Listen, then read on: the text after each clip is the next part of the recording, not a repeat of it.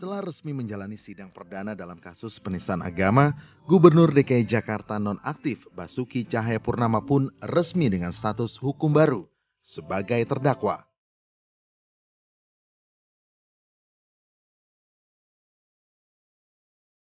Seiring proses hukum yang bergulir dan sesuai dengan undang-undang pemerintah daerah bahwa setiap kepala daerah yang berstatus terdakwa dengan ancaman hukuman minimal 5 tahun harus diberhentikan dari jabatannya.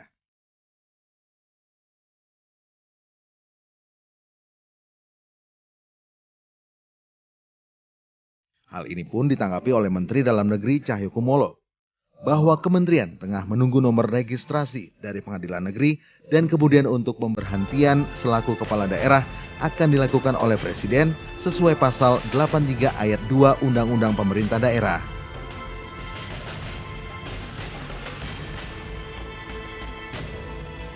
Sebelumnya, Basuki berstatus sebagai gubernur nonaktif karena sedang cuti kampanye Pilkada DKI. Setelah kampanye berakhir, Basuki dapat kembali bekerja sebagai gubernur. Namun kini kenyataan berkata lain. Status terdakwanya membuat Basuki harus kehilangan jabatannya sebagai gubernur sesuai dengan undang-undang pemerintah daerah. Sebagai warga negara Indonesia yang taat hukum, tentu undang-undang ini harus dipatuhi. Tidak hanya untuk seorang terdakwa, tapi juga pemerintah untuk dapat mengambil keputusan.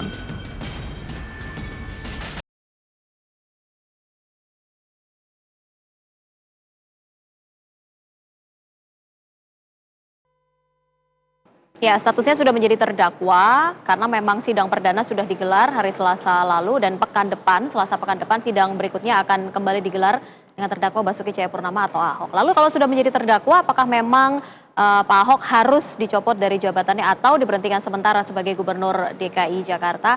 Kita akan bahas pada malam hari ini pemirsa dengan narasumber yang sudah hadir tentu saja di Talk 2 News. Kami perkenalkan terlebih dahulu ke hadapan Anda dari seorang politisi PDI Perjuangan, Bang Masinton Masyaribu. Selamat malam, Bang Masinton. Terima kasih. Nanti mungkin bisa berbicara terkait dengan konsekuensi mungkin yang harus dihadapi begitu ya dari Pak Ahok sendiri dengan statusnya sebagai terdakwa. Kemudian yang bisa bicara kaitannya dengan status Pak Ahok ketika menjadi terdakwa dan juga nantinya apakah berpengaruh terhadap peran serta beliau dalam masa kampanye ini dan juga pilkada.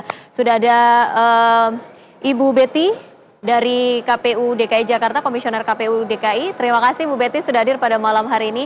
Saya ke Ibu Betty terlebih dahulu, mungkin menjawab pertanyaan saya tadi di awal. Kalau memang tadi di awal kita sudah menyampaikan bahwa dalam undang-undang ada peraturan memang kalau memang statusnya sudah sebagai terdakwa artinya beliau harus diberhentikan sementara begitu dari jabatannya sebagai gubernur.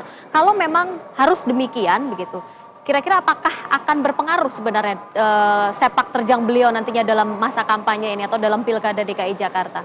Iya, jadi di dalam ketentuan yang mengatur terkait dengan pemilihan gubernur, bupati dan wali kota, yaitu Undang-Undang Nomor 10 Tahun 2016 dan Peraturan KPU tentang pencalonan, Peraturan KPU Nomor 9 Tahun 2016.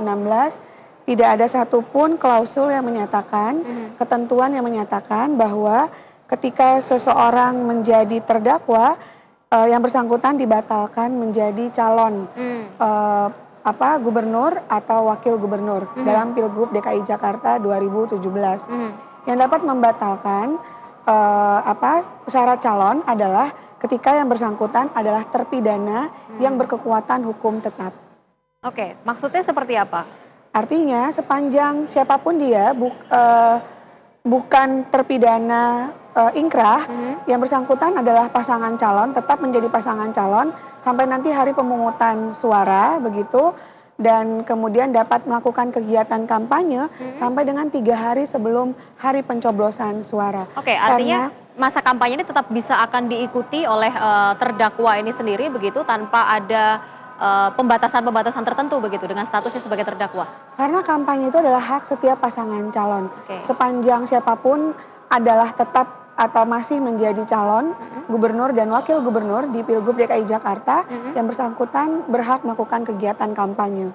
Artinya tidak ada pembatasan begitu ya, hak beliau untuk berkampanye atau mungkin masa persidangan ini juga tidak akan mencabut atau mengurangi hak yang bersangkutan dalam pilkada atau dalam kampanye ini sendiri? Jadi kan kegiatan kampanye itu diatur oleh pasangan calon dan tim kampanyenya. Ya. Jadi misalnya dia ingin melakukan kegiatan kampanye di mana, kapan, jam berapa, berapa orang yang akan dilibatkan, yang bersangkutan kan seyogianya melaporkan kegiatan kampanyenya selambat-lambatnya 1 hari sebelum kegiatan kampanye dilakukan. Jadi itu tentunya nanti diserahkan kepada pasangan calon atau tim kampanyenya. Oke, baik. Bang Masinton, kalau tanggapan Anda seperti apa? Kalau melihat memang harus diberhentikan sementara begitu kalau menurut undang-undang yang memang berlaku? Pertama memang undang-undangnya mengatur seperti itu. Ya. Undang-undang 23 2014 itu kan mengatur kalau statusnya terdakwa dengan ancaman 5 tahun ya. Ya. Nah, tapi dalam proses pemberhentian sementara tersebut dia tidak serta-merta karena diatur yang diregister gitu ya. Ya. Nah, tentu dalam hal ini ya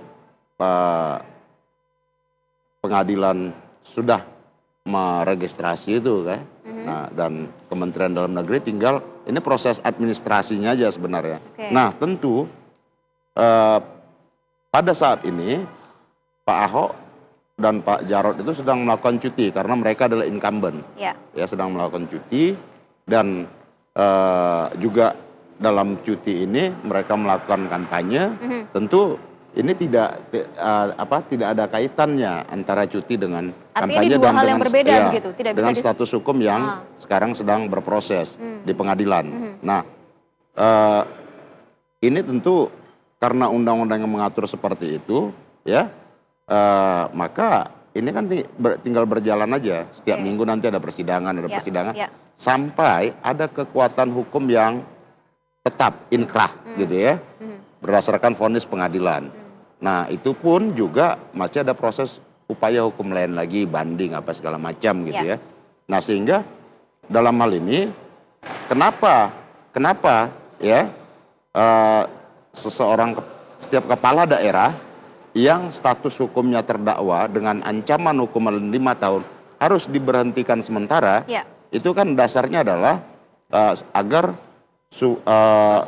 calon ini ya konsentrasi menjalani proses hukum tersebut. Nah, sebenarnya ini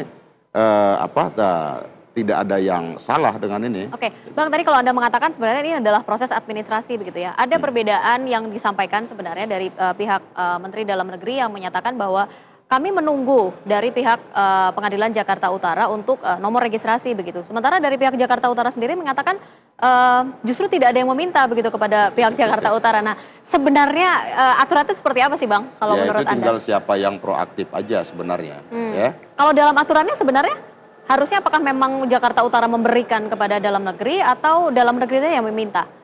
Bisa dua-duanya. Bisa dua-duanya. Karena tidak diatur secara rinci dalam undang-undang atau peraturan menterinya.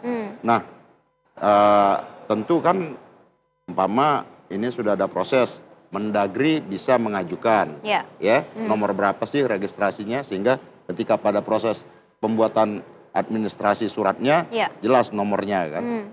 Atau sebaliknya, Pengadilan Negeri Jakarta Utara juga bisa menyampaikan ke Kementerian Dalam Negeri bahwa kepala daerah yang ini sedang menjalani proses persidangan di pengadilan dan sudah terregistrasi dengan nomor registrasi sekian. Sebenarnya adalah tidak ada ininya, mana yang proaktif aja gitu. Nah, ini bisa Pengadilan Negeri Jakarta Utara yang memberikan surat, dan bisa juga dari Kemendagri yang mengajukan memintakan nomor surat. Kalau seandainya dalam waktu tertentu begitu ya, pemberhentian sementara ini tidak juga dilakukan begitu. Artinya apakah memang dari pihak Kemendagri ini memang tidak mau atau melanggar aturan atau gimana, Bang, kalau dari pandangan Anda? Tapi dari satu sisi sebenarnya kan menguntungkan ya, Bang, ya, kalau diberhentikan sementara. Ya,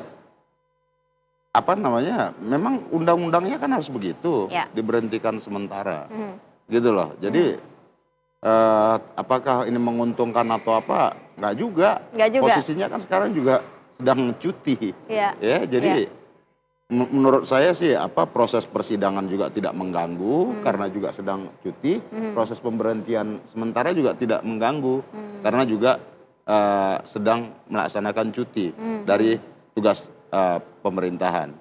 Nah tentu dua hal ini kan berbeda ya antara cuti dengan diberhentikan sementara. Kalau cuti